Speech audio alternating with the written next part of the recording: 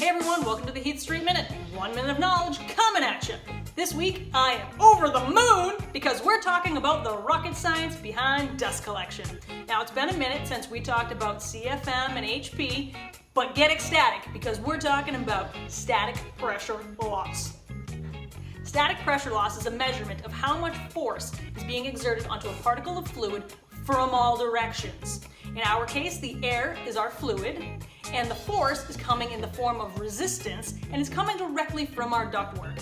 Every bit of contact that our air has with that ductwork is going to slow down its flow and drive up our static pressure loss number.